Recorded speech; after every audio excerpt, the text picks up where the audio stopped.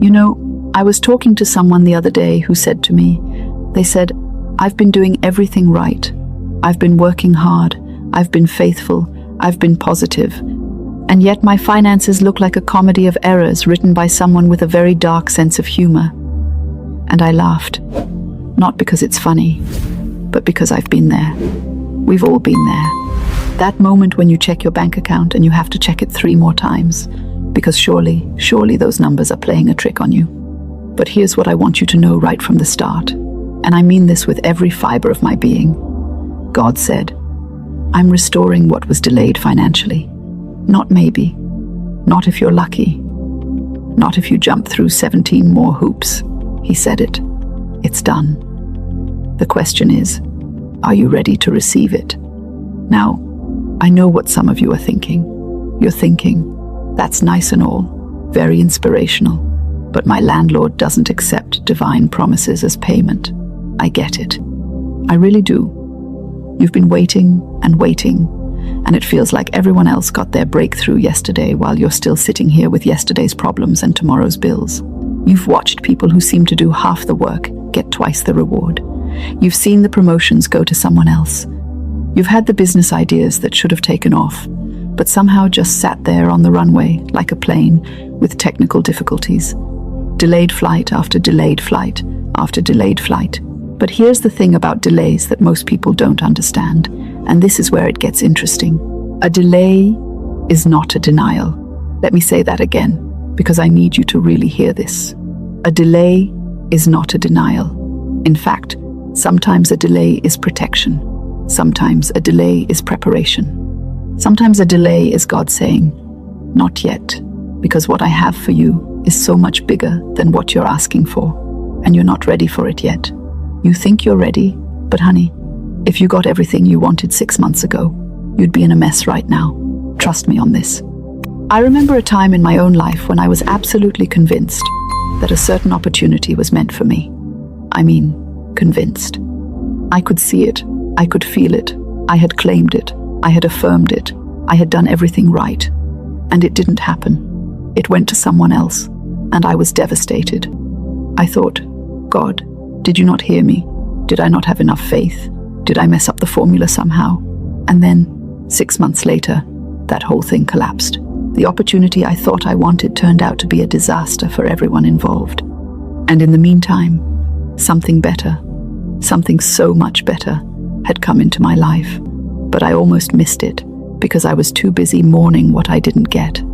So, when we talk about financial delays, we need to understand what's really happening in the invisible realm. Because see, most people think that prosperity is just about working harder, saving more, investing smarter.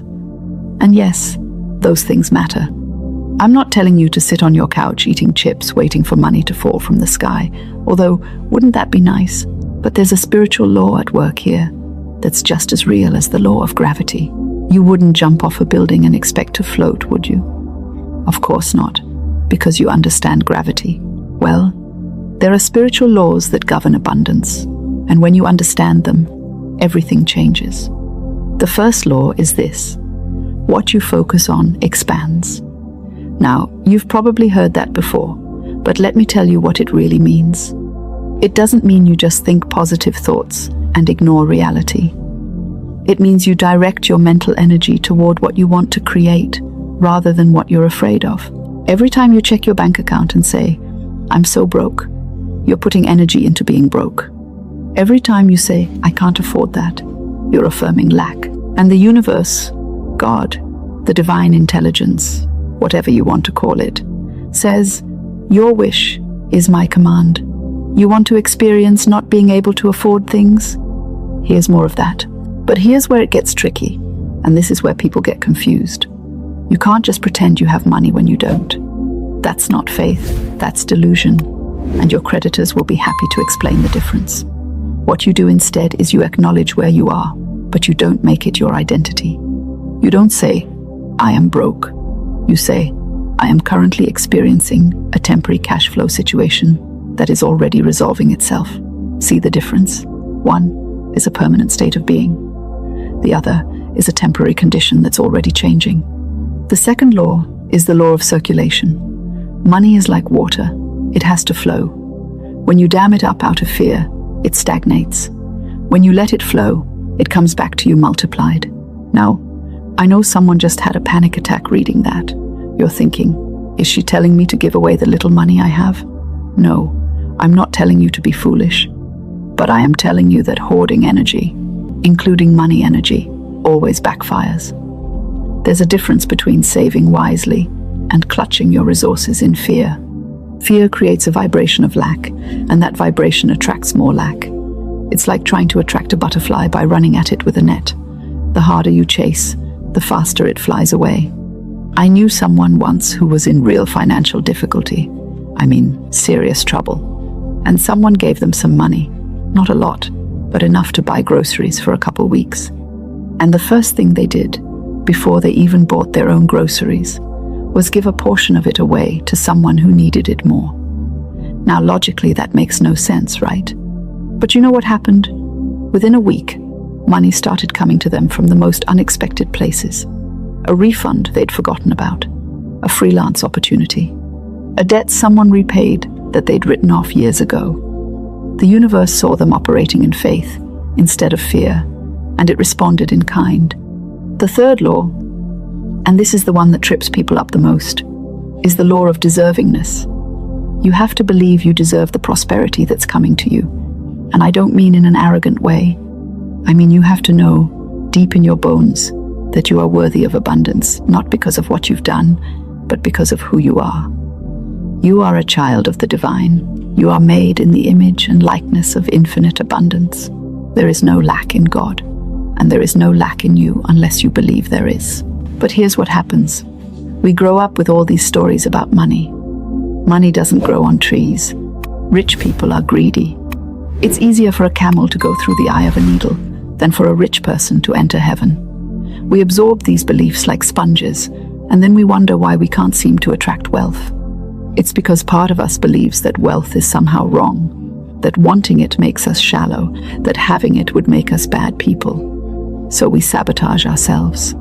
We get close to success, and then we do something to mess it up. We get the opportunity, and then we freeze. We make the money, and then we find a way to lose it. I want you to do something right now. I want you to close your eyes for a moment, and I want you to imagine yourself with all the money you need. Not just enough to get by, but enough to live comfortably, to be generous, to pursue your dreams, to help others. Now, what comes up for you? Do you feel excited, or do you feel guilty? Do you feel unworthy? Do you hear a voice saying, "Who do you think you are?" Because that voice, that's the voice of your conditioning, and it's a liar. The truth is that you were born to prosper, not to struggle, not to just barely make it, to prosper. And when you prosper, you're not taking from anyone else. Abundance isn't a pie where if I get a big slice, you get a smaller one. It's infinite. There's enough for everyone. In fact, when you prosper, you create prosperity for others. You hire people. You support businesses. You contribute to causes. You inspire others to believe they can do it too. Now, let's talk about why your financial restoration has been delayed, because I know that's what you really want to know. You want to know why it's taking so long. You want to know when it's going to happen. You want to know if you're doing something wrong. And the answer might surprise you. The delay might not be about you at all. Sometimes the delay is because other pieces have to fall into place first. Sometimes it's because the people who are supposed to bless you aren't in position yet. Sometimes it's because the timing isn't right in the natural world, even though it's already done in the spiritual world. Think about ordering something online. The moment you click that button, the transaction is complete on your end, right? But the product doesn't appear instantly. It has to be processed, packaged, shipped, delivered. There's a delay between the transaction and the manifestation. But the whole time it's in transit, it's yours. It's already yours. No one else can claim it. It's on its way. That's what's happening with your financial breakthrough. It's in transit. The order has been placed. The payment has been accepted. Now you're in the delivery phase. But here's where most people mess up. They get impatient during the delivery phase, and they cancel the order. They say, "It's taking too long. It's not coming. I must have done something wrong." And they stop believing. They stop affirming. They stop acting as if. And when you do that, you literally interrupt the delivery process. It's like calling up the shipping company and saying, "Never mind, I don't want it anymore," and then being shocked when it doesn't arrive. So what do you do instead? You prepare for the arrival. You make room for it. If you're expecting a financial breakthrough, you don't just sit there in the same old patterns doing the same old things. You start acting like someone who's about to receive a windfall. You clean up your financial habits. You organize your paperwork. You create a budget for the money you're about to receive. You decide how you're going to steward it. You make plans. You get excited. You thank God in advance. And this is important. You stop complaining. Complaining is the fastest way to block your blessings. Every time you complain about your current situation, you're affirming it. You're energizing it. You're inviting it to stay longer. Instead, you start speaking what you want to see. You start saying, "Money comes to me easily and frequently. I'm a magnet for financial blessings. Opportunities are everywhere. God is restoring everything that was delayed, and it's happening now." Now, some of you are thinking, that sounds like lying. It's not lying. It's speaking from the end. It's speaking from the perspective of the reality that already exists in the spiritual realm and is making its way to the physical realm.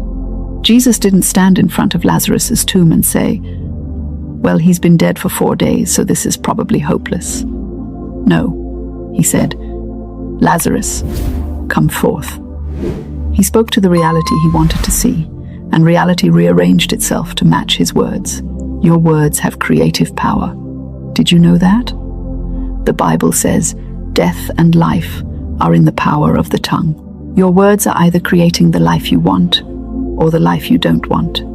There's no neutral. You're either building or destroying with every word that comes out of your mouth. So what have you been saying about your finances? Have you been saying, "I'm always broke. Nothing ever works out for me. I'm terrible with money. I'll never get ahead"? Because if you have, you need to stop right now. Today is the day you change your story. Here's your new story. God is restoring what was delayed financially in my life. Money flows to me from expected and unexpected sources. I am blessed coming in and blessed going out. I have more than enough for myself and to share with others. The wealth of the wicked is laid up for the just, and I am the just.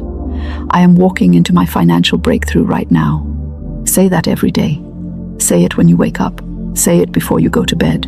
Say it when you're worried. Say it when you check your bank account and don't like what you see. Say it until you believe it. Say it until it becomes your new normal. Because here's the secret. You don't have to believe it for it to start working.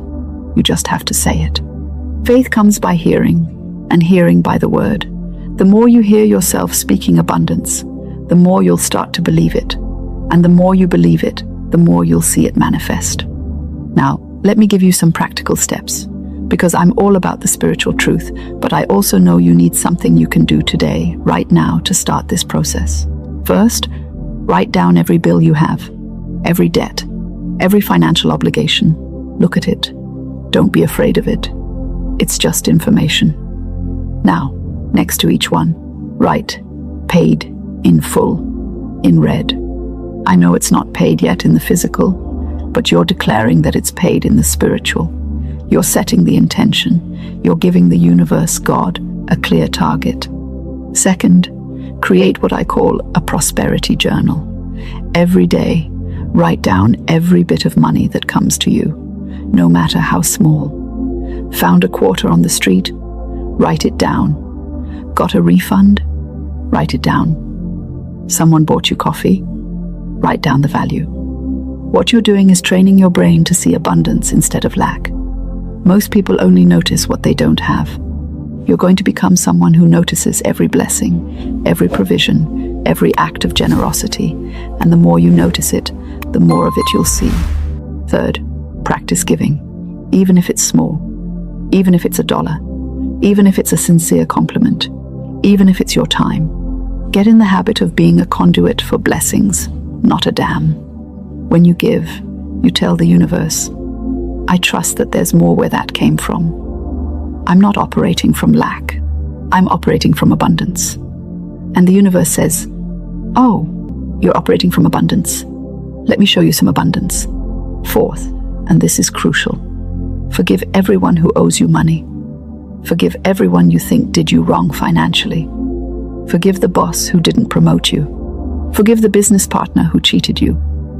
Forgive the family member who borrowed money and never paid it back. Forgive yourself for the financial mistakes you've made.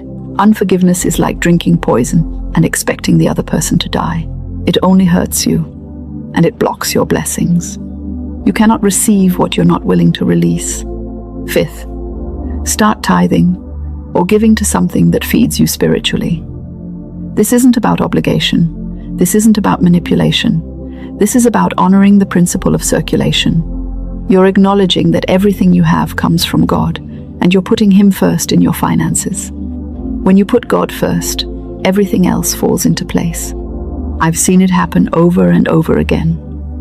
People who start tithing, even when it doesn't make logical sense, end up with more than they had before. Now, I want to address something that might be holding you back. Some of you are thinking, but I've tried all this before. I've done the affirmations. I've done the vision boards. I've tithed. I've given, and nothing changed. And I hear you. But here's the question. How long did you do it? Did you do it for a week and then give up? Did you do it until it got hard and then quit? Did you do it with 1 foot in and 1 foot out, hedging your bets, not fully committed? Because here's the truth. This isn't a sprint. This is a lifestyle. This is a fundamental shift in how you see yourself and how you interact with the world. You can't microwave a miracle. You can't do affirmations on Tuesday and expect $1 million on Wednesday. But if you consistently, persistently, faithfully apply these principles, things will change. They have to. It's law. And here's something else. Sometimes the breakthrough doesn't look like you thought it would. You might be waiting for a specific job, and God sends you a business idea. You might be waiting for an inheritance, and God sends you an opportunity to increase your skills and earning potential. You might be waiting for one door to open, and God opens a window. Stay flexible. Stay open. Don't get so attached to how you think it should happen that you miss how it's actually happening. I also want to talk about the importance of gratitude, because this is where the magic really happens. Gratitude isn't just a nice thing to do. It's a powerful spiritual tool. When you're grateful, you're operating at a high vibration. You're in alignment with abundance. You're telling the universe, I appreciate what I have, and I'm ready for more. Ungrateful people rarely prosper, and when they do, they're miserable because they can never have enough. Grateful people prosper and enjoy it because they've learned to see the abundance that's already all around them. So start a gratitude practice. Every morning before you even get out of bed, think of 3 things you're grateful for, and at least one of them should be financial. Maybe you're grateful you have a roof over your head. Maybe you're grateful for that cup of coffee you're about to have. Maybe you're grateful for the job you have, even if it's not your dream job, because it's providing for you right now. Train your brain to see the good, and you'll start to see more good. Let me tell you about the time I was completely broke. I mean, broke. I didn't know how I was going to pay rent. I didn't know where my next meal was coming from. And I was tempted to panic. I was tempted to worry. I was tempted to complain and cry and give up. But instead, I decided to throw a gratitude party. I walked around my tiny apartment, and I thanked God for everything. I thanked Him for the walls. I thanked Him for the floor. I thanked Him for the light bulb. I thanked Him for my breath. I thanked Him for my life.